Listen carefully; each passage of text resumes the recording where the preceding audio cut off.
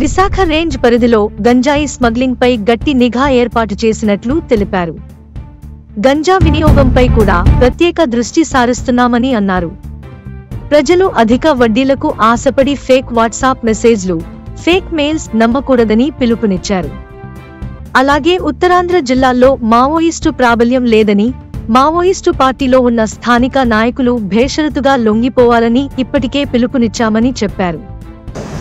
గత సంవత్సర కాలం అదేవిధంగా అంతకుముందు పెండింగ్ ఉన్నటువంటి కేసులు గత సంవత్సర కాలంలో రిపోర్ట్ అయ్యి దర్యాప్తు చేస్తున్నటువంటి కేసులకు సంబంధించి రివ్యూ చేయడం, దాంతోపాటు ఈ పోలీస్ స్టేషన్ పరిధిలో జనరల్గా లా అండ్ ఆర్డర్ ఎలా ఉంది, క్రైమ్ లెవెల్స్ ఎలా ఉంటాయి, ట్రాఫిక్ సమస్యలు ఏదైనా ఉన్నాయా, వీటి మీద జనరల్గా రివ్యూ చేయడం జరుగుతుంది. చాలా కేసుల్లో పురోగతి కూడా ఆశించినటువంటి స్థాయిలో లేదు.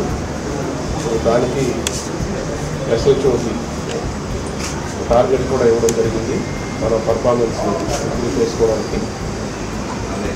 చాలా చైన్ స్నాచింగ్ కేసెస్ కూడా అలాగే ఉన్నాయి.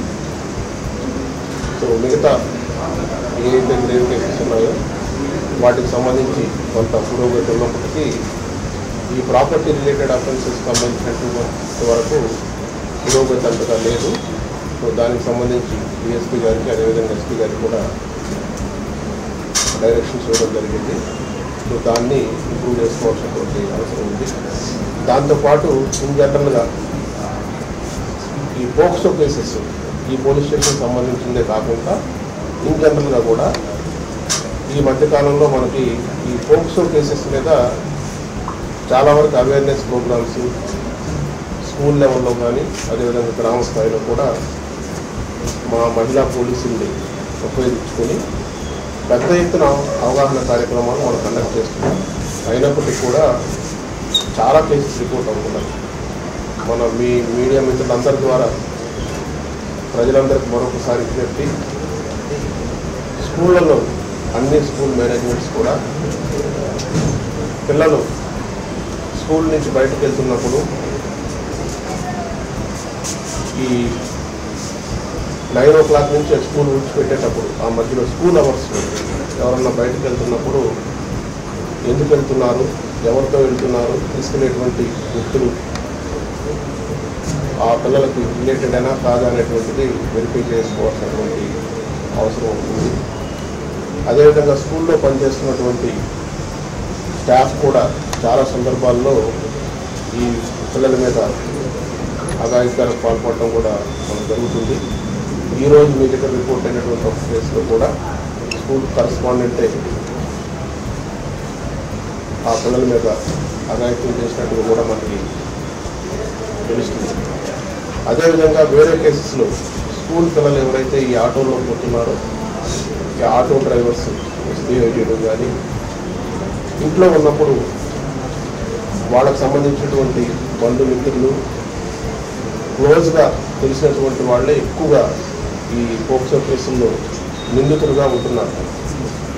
సో వీటి మీద అవగాహన కల్పించడం కోసం మనకు స్కూల్స్లో అదేవిధంగా గ్రామాల్లో మహిళా పోలీసులందరూ కలిసి గుడ్ టచ్ బ్యాడ్ టచ్ అని, అదేవిధంగా ఈ పిల్లలు వాళ్ళు ఏమన్నా ఇట్లాంటి ఈ కార్యక్రమాల వల్ల ఏమైనా ఇబ్బందులు పడుతున్నారా అనేది కనుక్కోవడానికి ఎలా కనుక్కోవాలి, పిల్లలతో ఎలా మాట్లాడాలి, ఆ ఇన్ఫర్మేషన్ ఎలా తెలుసుకోవాలి, తెలిసిన వెంటనే అది పోలీసు కూడా తెలియజేయాల్సినటువంటి బాధ్యత.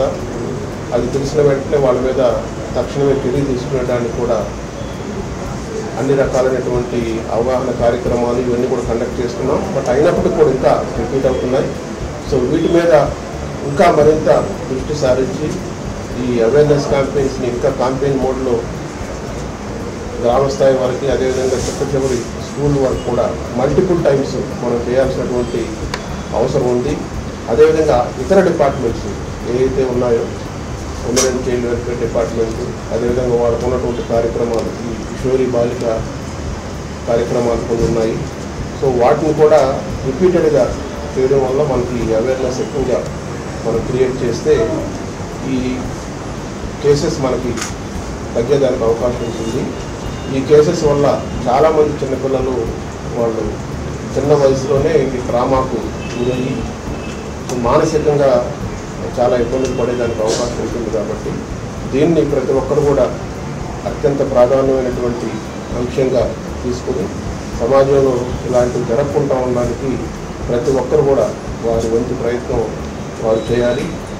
మీడియా మిత్రులు కూడా మీరు కూడా దీనికి సంబంధించి అవేర్నెస్ క్రియేట్ చేయడానికి ఈ ఏదైతే స్టోరీస్ రూపంలో కానీ లేకపోతే జరిగినటువంటి ఇన్సిడెంట్స్ని వాళ్ళ పేర్లు లేకుండా పబ్లిసైజ్ చేసి కూడా అవేర్నెస్ క్రియేట్ చేయాల్సినటువంటి అవసరం ఉందని కూడా ఈ సందర్భంగా మీ అందరికీ కూడా నేను ఎట్లా ఉంటుందంటే ఒక కేసు పరిధి 2-3 ప్రాంతాల్లో ఉంటుంది. సైబర్ క్రైమ్ అనేదాన్ని కొన్ని సందర్భాల్లో దాన్ని బేస్ చేసుకొని పంపించుండొచ్చు. బట్ అది కాకపోయినా కూడా మీరు చెప్పినటువంటి సమస్య అనేటువంటి జెన్యూన్ అది ఉంది. మనకి చాలా ప్రాంతాల్లో అలాంటి సమస్యలు ఉన్నాయి. చాలా వరకు ఈ కేసుల్లో మనకు రిపోర్ట్ అయ్యేది కూడా చాలా తక్కువ. రిపోర్ట్ అయినటువంటి కేసుల్లో కూడా ఆల్రెడీ ఈ నిందితులు ఎవరైతే ఉంటారో వాళ్ళందరూ కూడా చాలా రిమోట్ ప్రాంతాల్లో ఉంటారు. విదేశాల నుంచి ఉండొచ్చు, లేదంటే మన దేశంలోనే నార్థర్న్ ప్రాంతాల్లో ఉండొచ్చు, లేదా వేరే స్టేట్స్లో ఉండొచ్చు. ఈ మనీ కూడా ఏదైతే వాళ్ళు ఈ కేసుల్లో మనీ తస్కరిస్తారో అదంతా కూడా మల్టిపుల్ అకౌంట్స్లోకి న్యూల్ అకౌంట్స్ ద్వారా కానీ రకరకాల అకౌంట్స్ ద్వారా ఆ అమౌంట్ అంతా కూడా డిస్పర్స్ అయిపోతుంది. అప్పటికే మనకి కంప్లైంట్ వచ్చేటప్పటికే ఏదో కొంత అమౌంట్ ఏదైతే ఫ్రీజ్ అయి ఉంటుందో ఆ ఫ్రీజ్ అయినటువంటి అమౌంట్ని మనం బాధ్యతలు చూపించడానికి మనం ప్రయత్నం మనం చేస్తున్నాం. కానీ ఎవరైతే నిందితులు దాన్ని చేశారో వాళ్ళని పట్టుకోవడానికి చేసేటువంటి చర్యల్లో కొంతవరకు అంత వేగం లేదనేది కూడా కరెక్ట్. సో దాన్ని ఇంప్రూవ్ చేయడానికి మా అధికారులకి సిబ్బందికి పలు రకాలుగా వాళ్ళకి ట్రైనింగ్ ఇప్పించి దానికి కావాల్సినటువంటి టూల్స్ అన్నింటినీ కూడా ఏర్పాటు చేసి వాటి మీద ఇప్పుడు దాన్ని వేగంగా చేయడానికి అన్ని రకాల ప్రయత్నాలు చేస్తున్నాం. ఇప్పటి వరకు అంత పురోగతి లేదని చెప్పాలి. బట్ భవిష్యత్తులో దాన్ని మరింత వేగవంతంగా చేసి బాధితులకు న్యాయం చేసేటట్టు చేయడానికి అన్ని రకాలైనటువంటి చర్యలు తీసుకుంటున్నాం. దాంతోపాటు సోషల్ మీడియా కూడా ఈ సోషల్ మీడియాలో పెట్టేటువంటి పోస్టులు ఇట్లాంటివి కూడా చాలామంది బాధ్యతారాహిత్యంగా ఎలా పడితే అలాగా వ్యక్తిగత హననానికి పాల్పడేటువంటి విధంగా ఆ పోస్టులు పెడుతున్నారు. సో ఆ పోస్టులకు సంబంధించి కూడా ఎక్కడి నుంచో రిమోట్గా ఫేక్ ఐడీలు క్రియేట్ చేసుకొని ఫేక్ ప్రొఫైల్స్ క్రియేట్ చేసుకొని పెడుతున్నారు. సో ఇది చాలా తప్పు. అలాగా ఎవరు చేసినా కూడా తప్పకుండా వాళ్ళు వెంటనే పట్టుబడకపోయినా ఏదో ఒక రోజు వాళ్ళంతా కూడా పట్టుబడతారు. సో ఆ రోజు వాళ్ళ మీద చట్ట ప్రకారం చర్యలు తీసుకోవడం జరుగుతుంది. సో దయచేసి ఎవరు కూడా వాళ్ళు ఏం పోస్టులు పెడుతున్నారో ఏం పోస్టులు ఫార్వర్డ్ చేస్తున్నారు అనేటువంటిది 1-2 సార్లు చూసి ఆలోచించి అది ఎవరు కూడా ఇబ్బంది కలగకుండా ఉండేటువంటి విధంగా ఉన్నటువంటి పోస్టులు మాత్రమే షేర్ చేయడం కానీ లేకపోతే పట్టడం కానీ చేయాలి తప్ప వ్యక్తిగతమైనటువంటి విషయాలు వ్యక్తిగతంగా టార్గెట్ చేసేటువంటి విషయాలు జోలికి ఎవరు వెళ్ళకూడదు. ఒకవేళ ఎవరైనా పొరపాటున అలా చేసినా కూడా చట్ట ప్రకారం వాళ్ళందరూ కూడా వాళ్ళ పని చర్యలు తీసుకోవడం జరుగుతుంది. సార్ గంజాయి ముత్తులు ఈ సంఘటన మన దగ్గరికి ప్రత్యక్షంగా రిపోర్ట్ ఎక్కడ కాలేదు. దాని మీద మేము ఎప్పటికప్పుడు అప్రమత్తంగానే ఉన్నాము. ఈ గంజాయి అక్రమంగా రవాణా చేసేటువంటి వాళ్ళ మీద అదేవిధంగా గంజాయి ఎవరిపై కన్జ్యూమ్ చేసి ఇలాంటి వాటికి పాల్పడతారో వారికి సంబంధించి ఇప్పటికే మనం డేటా సేకరించడం, వారిపైన ఎప్పటికప్పుడు నిఘా పెట్టడం, ఈ డ్రోన్ సర్వేలెన్స్ కూడా డ్రోన్ పెట్రోలింగ్ కూడా చేసి వారి మీద కేసులు కూడా పెడుతున్నాం. గతంలో మనం గంజాయి ట్రాన్స్పోర్ట్ చేసేటువంటి వాళ్ళ మీదనే ఎక్కువ కేసులు పెట్టేవాళ్ళం. ఇప్పుడు గంజాయి తాగేటువంటి వాళ్ళు కూడా మన దృష్టికి వస్తే వారిపై చర్య తీసుకోవడం జరుగుతుంది. మీ దృష్టికి అలాంటివి ఏదన్నా వస్తే తప్పకుండా మీరు ఆ ఇన్ఫర్మేషన్ మాకు ఇవ్వండి. వారిపై కఠినటువంటి చర్యలు తీసుకుంటున్నాం. రిపోర్ట్ కాలేదు. బట్ మన దగ్గర చట్ట ప్రకారం అయితే అది లీగల్ కానీ ఇల్లీగల్ అనేది ఏం లేదన్నమాట. దానికి ఒక పర్మిషన్ అనేది ఏం లేదు మన దగ్గర. కానీ వాళ్ళ ఇండివిజువల్ కెపాసిటీస్లో వాళ్ళు దాంట్లో ఇన్వెస్ట్మెంట్ చేసుకోవడం ఇలాంటివి చేస్తున్నారు. బట్ ఏదేమైనప్పటికీ వాటికి దూరంగా ఉంటే మంచిది. వాటికి సంబంధించి క్లియర్ కట్గా గైడ్లైన్స్ కానీ లేకపోతే వాటి పెట్టేటువంటి విధానం కానీ అవి మనకు తెలియనంత వరకు దాని నుంచి దూరంగా ఉంటే ఇన్వెస్టర్స్ మంచిదని నా ఉద్దేశం.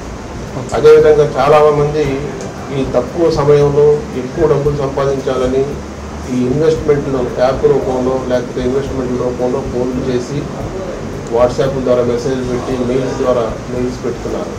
వాటికి ఆకర్షితులై చాలామంది దాంట్లో డబ్బులు ఇన్వెస్ట్ చేస్తున్నారు. అవన్నీ కూడా డూప్లికేట్. మీకు ఎవరు కూడా ఫోన్ల ద్వారానో లేకపోతే మెయిల్ ద్వారానో వాట్సాప్ల ద్వారా మీరు ఇన్వెస్ట్మెంట్లు ఆపర్చునిటీస్ నమ్మి ఇన్వెస్ట్ చేస్తే దానిలో చాలా రిస్కులు ఉంటాయి. మీరు బ్యాంక్స్ ఉన్నాయి, ప్రాపర్గా స్టాక్ బ్రోకింగ్ ఏజెన్సీస్ ఉన్నాయి, ప్రాపర్గా ఫిజికల్గా వాటిని అప్రోచ్ అయ్యి ఇన్వెస్ట్మెంట్స్ ఏదైనా ఉంటే వాటి ద్వారా చేసుకోవాలి తప్ప ఇట్లాగా ఈ ఫేక్ యాప్ల ద్వారా కానీ ఫేక్ వాట్సాప్ మెసేజ్ ద్వారా కానీ ఫేక్ ఫోన్ కాల్ ద్వారా కానీ ఎవరన్నా కనుక పెడితే ఆ డబ్బుకు భద్రత అనేటువంటిది ఉండదు. అది చాలా రిస్క్ ఉంటుంది. సార్, శ్రీకాకుళం జిల్లాకి చెందిన మావోయిస్టులు ఉన్న కేసు ఒడిశా జైల్లో అహ్మద్ నిరాహార కేసు చేస్తుంది. ఇంకా 2 కోర్టులో కూడా 2 స్టేట్స్ దగ్గర స్పెషల్ కోర్ట్స్ పెట్టాలి దానిపై ఉన్న కేసుల మీద అని చెప్పి గవర్నమెంట్కి సుప్రీంకోర్టు గైడ్లైన్స్ ఇచ్చినా సరే చేయట్లేదు అని చెప్పేసి మీ దృష్టికి వచ్చింది. ఆయన మీద ఏం కేసులు ఉన్నాయనేటువంటి డేటా మనం అడిగారు. మనం ఆల్రెడీ పర్మిషన్ చేయడం జరిగింది. అది స్పెషల్ కోర్టు పెట్టే ఇష్యూ గవర్నమెంట్ తరఫున ఉంటుంది కాబట్టి కరెక్ట్ నంబర్ నాకు తెలియదు. కోర్టులో సిస్టమ్ చేసేసి సార్, ఇప్పుడు కగార్ ఆపరేషన్ అనేది ఆల్రెడీ ఛత్తీస్గఢ్ జార్ఖండ్ బోర్డర్లో మహారాష్ట్ర బోర్డర్లో జరుగుతుంది. మన దగ్గరకు వచ్చేటప్పటికి అంటే మావోయిస్ట్ ఎఫెక్టెడ్ ఏరియాలో మన వాళ్ళు కొంతమంది పనిచేస్తున్నారు. ఉత్తరాంధ్ర జిల్లాల నుంచి అక్కడ పనిచేస్తున్నారు. వాళ్ళని బయటికి తీసుకుని అంటే పెద్ద ఎత్తున ఈ మధ్యకాలంలో సరెండర్స్ అవుతుంది. మన జిల్లా అంటే మన ఉత్తరాంధ్ర ప్రాంతంలో ఉన్న వాళ్ళని సరెండర్ చేయడానికి ఏమైనా ప్రయత్నం చేస్తున్నారా ఏంటి? మన తరఫున కూడా యూనిలేటరల్గా మనం అప్పీల్ చేయడం జరిగింది. ఎవరైతే మావోయిస్టు ఉద్యమంలో మూవ్మెంట్లో ఉన్నారో వాళ్ళందరూ కూడా అన్కండిషనల్గా సరెండర్ అవ్వమని చెప్పి, సో ఆ ప్రాసెస్లో మనకి గతంలో కూడా మీరు చూసుకుంటారు కొంతమంది సరెండర్ అవ్వడం కూడా జరిగింది మనకి. బట్ మన ప్రాంతానికి సంబంధించినటువంటి వాళ్ళు చాలా తక్కువ మంది ఉన్నారు. ఇప్పుడు మన ప్రాంతంలో మూవ్మెంట్ కూడా చాలా వరకు తక్కువ ఉంది. సో దాని మీద ఎప్పటికప్పుడు మేము అప్రమత్తంగానే ఉండి దాని మీద దృష్టి పెట్టున్నాము. సో వాళ్ళు ఇచ్చినటువంటి అప్పీల్కి వేరే రాష్ట్రాల్లో కూడా ఇప్పుడు పెద్ద ఎత్తున సరెండర్స్ జరుగుతున్నాయి. సో దీని మీద కూడా ప్రయత్నాలు జరుగుతున్నాయి. బట్ ఫలితం ఇంకా మనం వేచి చూడాలి. ఫ్యామిలీ మెంబర్స్ అవన్నీ ప్రాసెస్ జరుగుతూ ఉంటుంది.